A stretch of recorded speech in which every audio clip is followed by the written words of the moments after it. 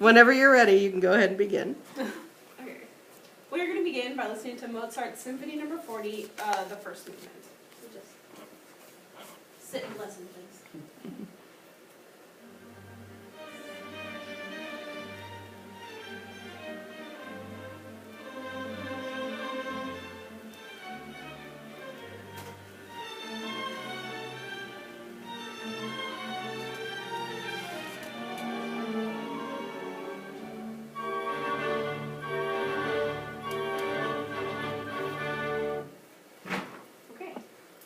Now, you may be wondering, okay, why in the world did we just listen to like about 20 seconds of a piece? Hardly any of us know.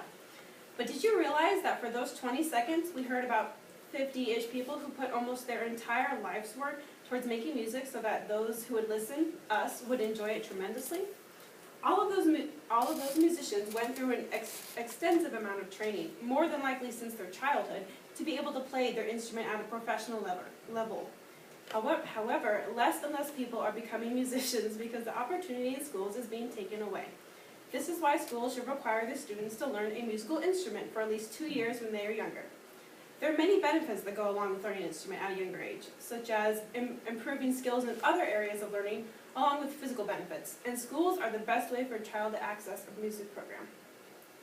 According to Catherine Prince, who wrote a report in 2000, a New York City-based American Symphony Orchestra League found that less and less children were playing instruments and were missing out on the benefits. A review of a report done by Nina Kraus called Music Education Helps Stimulate and Maximize Brain Development in Children states that consistent musical education for at least 2 years is important in gaining these benefits. Kraus states that our findings support efforts to reintegrate music into public schooling as an important complement to science, technology, math, and reading instruction. There are many examples of these benefits at work. When you learn music and learn how to play an instrument, it can also sharpen your math chops. It helps kids count, something they must do when with beats. They learn to recognize patterns when they hear repeated chords and melodies, and they think in fractions, like when playing half or eighth notes, states Julius Savicol, author of a musical article.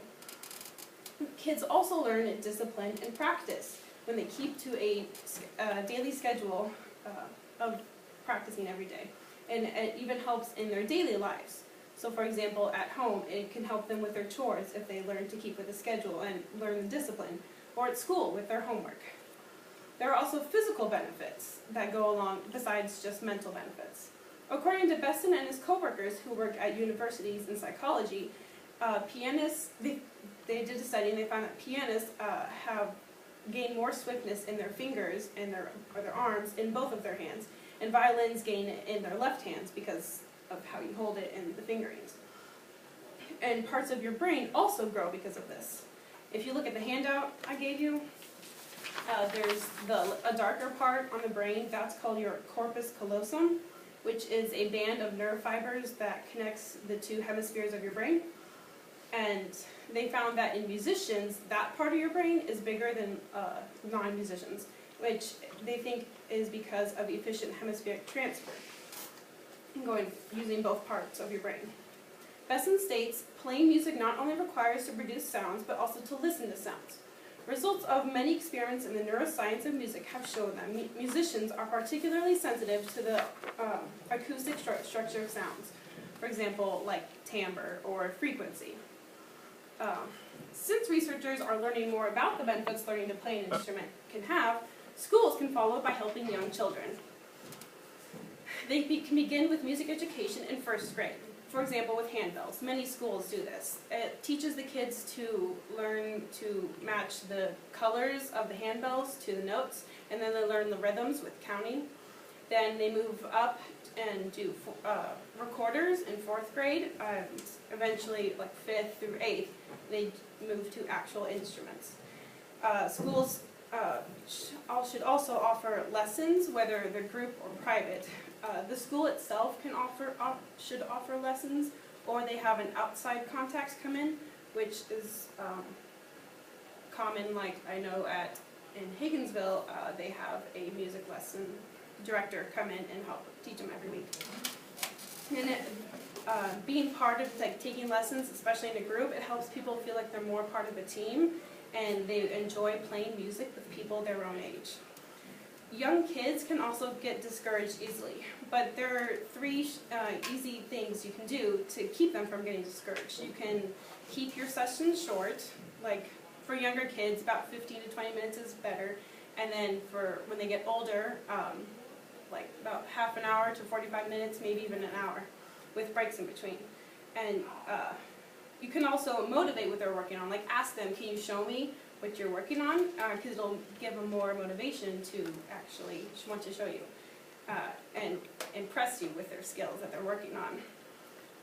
The third thing is praising your hard work, because that'll obviously motivate them to want to do well. If you just hack at them, I guess, and never say anything good, then it doesn't really give them much motivation. Some benefits to being part of a whole big orchestra is being part of learning to play an instrument when younger and become a better musician is when you get older, you become part of a professional orchestra. You can become a traveling musician and travel the world, like go to Germany, go to England, go to Brazil. And you can play in orchestras there, or you can just be a solo instrumentalist and go and play with groups.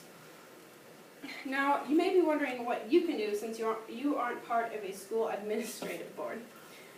But as a sibling, as a cousin, as maybe an aunt or an uncle, or maybe just friends to younger kids, you can encourage them to continue with their lessons.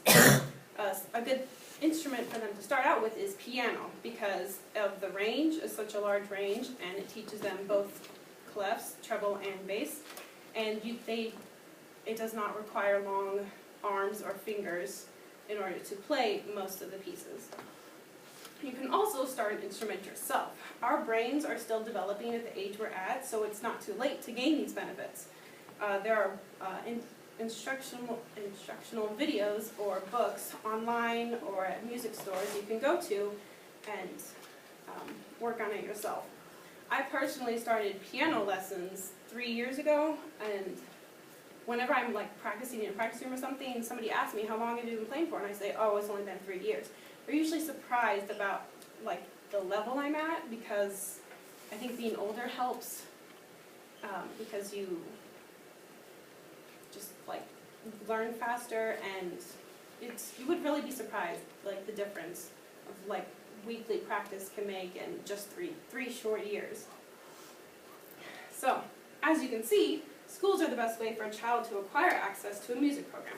There they can gain the benefits that come with learning how to play an instrument, such as improvements in other areas of learning and physical growth of their brain and muscles. Although less and less people are learning to read music and how to play instruments, schools can help by requiring students to take musical instruction for at least 2 years when they're younger. Playing music is becoming a